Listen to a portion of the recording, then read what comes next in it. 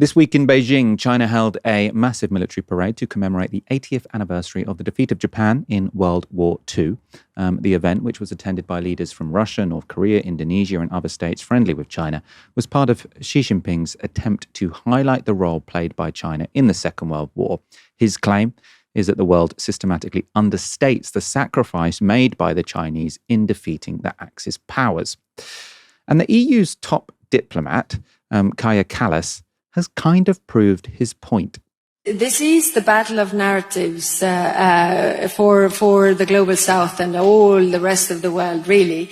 I was in ASEAN meeting, and one thing, what was interesting, that Russia was addressing China like, you and like Russia and China, we, fought the Second World War. We won the Second World War. We won the Nazism. And I was like, okay, that is something new. But then you can see, first you can, if you know history, then, it raises a lot of question marks in your head. But, I can tell you nowadays people don't really read and remember history that much, which is that, you can see that they buy these narratives. Russia and China saying we fought the Second World War, we won the Second World War. That's new. No, it's not new. This is crazy. The key winners of the World War II, I can't believe I have to say this, but it was the Allied powers. So that included Britain, France, the USA, and yes, the Soviet Union and China. That's why they all have permanent seats on the Security Council.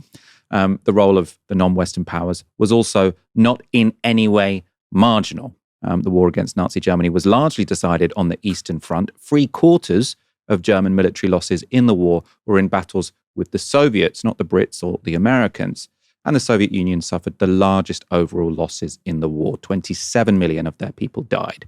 Now that compares to 500,000 deaths incurred by the British and Americans each. As for China, well, they fought Imperial Japan alone from 1937 to 1941. That was when Pearl Harbor brought the Americans into the Pacific War. Around 18 million Chinese, both military and civilians, were killed. So again, they paid a far greater price than either the UK or USA. So this idea, they fought the war. What do we talk? They need to read some books. Again, you might say, perhaps China incurred great costs in the war, but they didn't do much to win it, which seems to be sort of the claim coming from Xi. Well, then you'd also be wrong. This is Rana Mitter, former director of the China Center at Oxford University and now professor at the Harvard Kennedy School. China played, in many ways, a very central role in World War II. The reason I want to stress that is that in the wider Western world, we tend to think of the big three: the United States of America, the British Empire, the Soviet Union, all of which were absolutely key actors in the ultimate Allied victory over the Nazis and Japan. But China also played a very, very central role in terms of the overall strategy. And I would say that if you had to pin down the one thing that was crucial in terms of China's role, it was China's ability to suck in and draw in thousands upon thousands of Japanese soldiers for year after year, when the Japanese thought in 1937, 38, that they would launch essentially a lightning strike into China, take it over, or make it essentially almost a colony. And in fact, Chinese resistance meant that they had to keep going on and eventually expand the war in Asia to try and achieve their goals. Without Chinese resistance, without the Chinese role, that Japanese role in Asia might have been very different, not just then, but even in the decades following. Chinese forces were responsible for around 25% of Japanese military losses in the Pacific War, and a third of Japan's entire military were bogged down in China throughout the conflict. That was both because of conventional warfare from Chinese nationalist troops and from guerrilla warfare by the Chinese communists. Now, of course, the United States' strategic bombing of Japan was also crucial in bringing an end to the war, even if it killed hundreds of thousands of civilians. But a number of historians, like Tsuyoshi Hasegawa, he's the former head of Cold War studies at the University of Santa Barbara, argue it was the Soviet invasion of Manchuria, not the much more famous American atomic bombs, that provided the decisive event that led to Japan's surrender. This is much debated by historians. People sort of sit on different sides of this one. Of course, though, according to Kaja Kallas, Rana Mitter and Tsuyoshi Hasegawa simply haven't read any history. They haven't read any books. People believe this stuff. the Chinese government has responded to the EU's top diplomat like this. The statements by relevant EU officials are full of ideological biases without basic historical facts, and blatantly stoke rivalry and confrontation. This is disrespect to the history of the World War II and is not in the interest of the EU. It's preposterous and very irresponsible. Aaron, what the hell was Kaja Kallas talking about? It's an indictment on the European education system, isn't it? I mean, I love this. She's like, the way she talks as well, she doesn't talk like a European leader. She talks like you and me on Novara Live. Like, maybe, hey, or like our great podcast, our esteemed colleagues, Ash Sarkar and Woyolodya McLean, if I speak, well, there's a book, go read. I might say to you jokingly, Google's a thing. Like you're literally meant to be representing European interests on the world stage. Like this is not a conversation between two friends. But it is deeply ironic, darkly ironic, that she says that, just go read the history. But sadly, there's so much misinformation out there. People think that the Soviet Union was the deciding factor in the Second World War. Are you kidding me? And in relation to Asia, the atom bomb was dropped on, I think, you've already sort of said this, but let's just say this all over again. And of course, it's open to interpretation. But the US bombed Nagasaki the day after, Stalin declared war on Imperial Japan. And it was the same day the Soviets entered Manchuria. So look, you can say it's just a coincidence. And I know you've already touched on that. But it seems pretty interesting, right? And the Soviet war machine was ravaging Hitler, was racing to Berlin. So yeah, I think that, I would say that the use of nuclear weapons was the deciding factor, but I think Imperial Japan was also shitting it about Stalin and the USSR absolutely destroying not just the Japanese empire overseas, but mainland Japan as well. They probably viewed the United States as a better country to submit to. So if you look at the 1 and 2 countries in terms of casualties, civilian and military in World War II, it's the Soviet Union and China. So to say that they didn't play a massively significant, if not the deciding role in who won is just deeply, not just inaccurate, but deeply unthoughtful. And I think deliberately misinformative. I think there's a deliberate effort to minimize the role of the USSR in particular in beating Nazi Germany by a lady who doesn't like Russia in 2025. And by the way, they're two separate entities. It's perfectly possible to say I disagree with Russian foreign policy in 2025 or in 2065, but in 1945 they were the deciding factor, especially in Europe, in terms of beating the Wehrmacht. I'd also say this as well, it's not really talked about enough, Michael, but if you look at the 2 countries which per capita lost the most people, the USSR is first, but then second is what was Yugoslavia, Tito's Yugoslavia. They lost a lot of people. And the partisan resistance that was put up by Yugoslav partisans, social democrats, socialists, communists, against the Germans in that part of the world, in southeastern Europe, was utterly extraordinary. It was really, really extraordinary. And I think it's one of the great forgotten stories of the Second World War. At the time, it was often remarked upon, the heroism of these people in southeastern Europe, but I think we've forgotten a lot about it. And that's not a huge surprise, certainly in the United Kingdom. The British Empire played a huge role, obviously. It's the only country which is there in 1939 on the 3rd of September, all the way through to VJ Day. Yeah, that's obviously massive. It's the only country at one point facing down the Third Reich in Europe. Huge role. The United States as well, huge role. But I don't think that means you need to discredit or minimize the role of the USSR, China, and as I said, Yugoslavia too. It's embarrassing that you have somebody saying this nonsense on the world stage. And I look at people like Kaja Kallas, I look at von der Leyen, I look at domestically our politicians here, Michael, not just Keir Starmer, I look at our system, right? You've got the Home Secretary, they're in the job for 1 year and then they move on to become Foreign Secretary. You've got the Foreign Secretary, they're in the job for 1 year, then they become the Deputy Prime Minister. You're not going to solve any big problems in a year. And I look at the Europeans, I look at the European political systems, I look at the personalities leading major European countries, and I don't see people that are really impressing me or addressing the major problems of the 21st century. I look at other countries, and I'm not just going to say China, by the way. You can say China, you can say Vietnam, you could say Taiwan.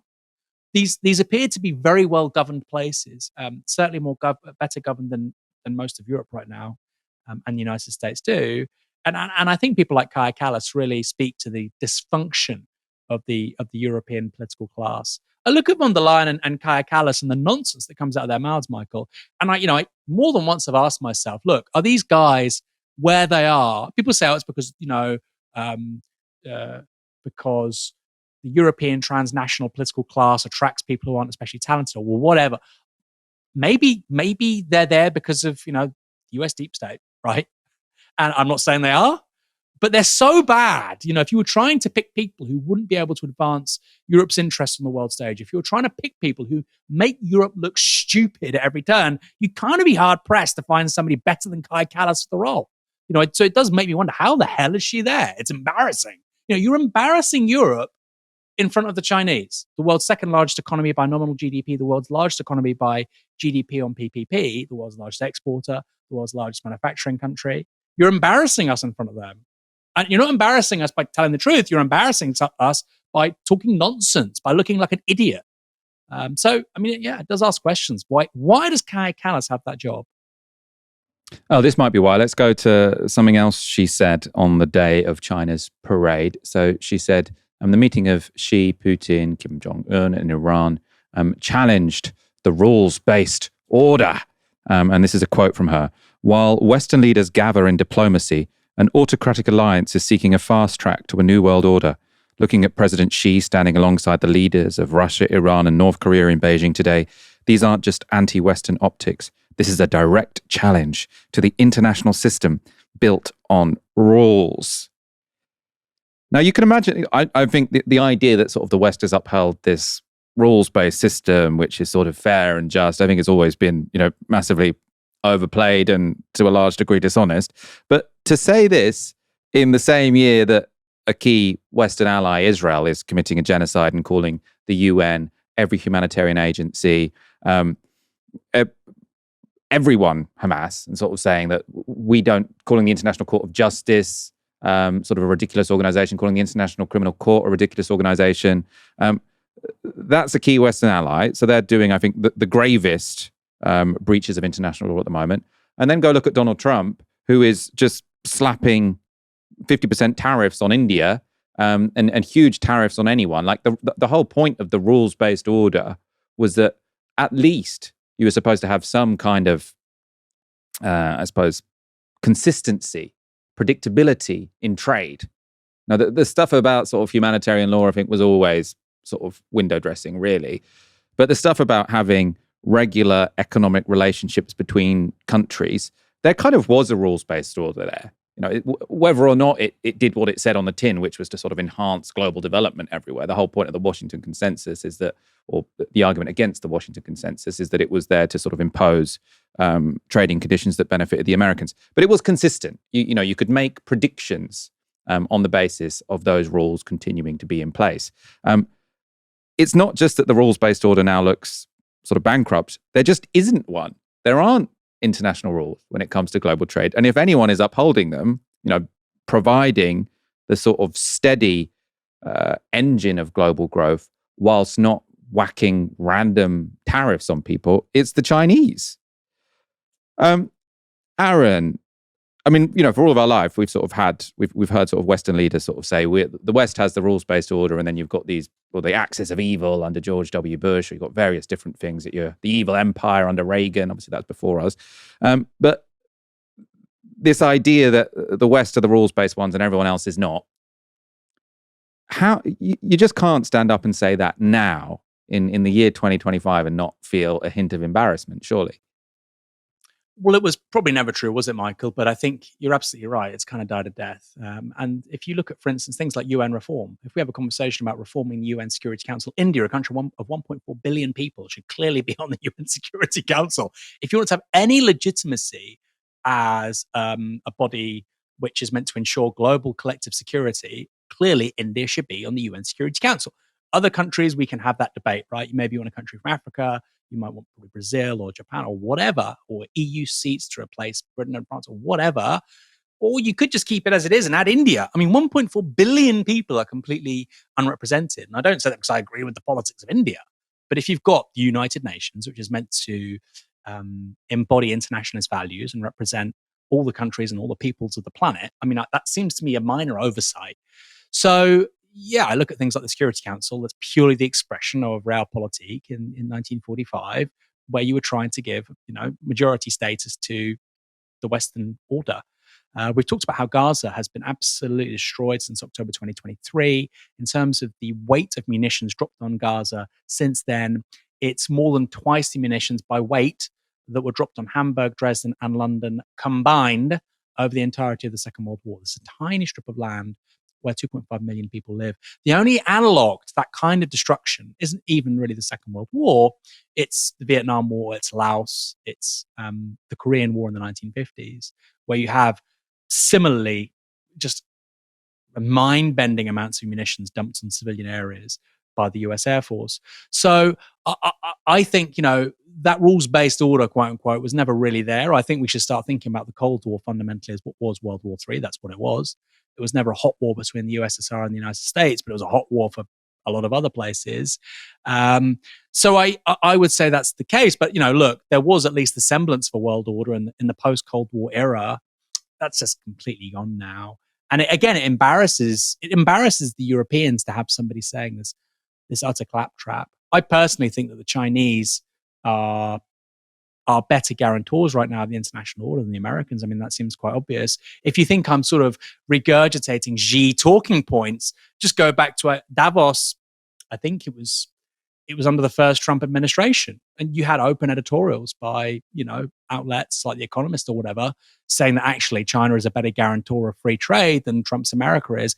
They're not saying that anymore because they understand that the changes that's happened under Trump are probably permanent in terms of American politics. It's no longer a blip. So they're having to accommodate that, right? Because these outlets like The Economist are ultimately expressions of US empire, and the interests of US empire, the interests of liberal capitalism, and those two things have converged historically. And that's why they'll always defend the United States over China when it comes to foreign policy. But I think any pragmatic, empirical person would look at that situation and say, yeah, you know what? In terms of integrated global trade, in terms of trying to avoid war, in trying to minimize, displaced peoples, I'd take Xi over Trump. Of course I would. And that doesn't mean I think, China's great at everything. China has certain foreign policy preferences I don't agree with. But I think, if anything, that speaks to the depths to which the United States has sunk. The problem for Europe, Michael, is that also means that we've sunk there too, because Europe doesn't have an autonomous foreign policy or security policy even from the United States, which means that when there is a genocide and war crimes and ethnic cleansing happening in Gaza, or indeed anywhere else for that matter, the Europeans can't have a distinctive position and can't really criticize the Americans. There are some exceptions, of course, Spain, Norway, Ireland, and you have France, and even to some extent now the UK talking about recognizing Palestine. But in terms of, for instance, prosecuting this arrest warrant for Netanyahu, it's clear that, the likes of Germany, France, the UK will not act on that because ultimately these are satrapies for US empire. We've talked about the West for a long time, and I had this conversation with Jason Hickel recently on Downstream. We shouldn't really use the West. I think when it comes to issues like this anyway, when it comes to talking about the Western military architecture and our role within it, I think we should just be honest and call it American empire. That's what it is. And that's why Israel's being able to get away with what it's doing in Palestine right now.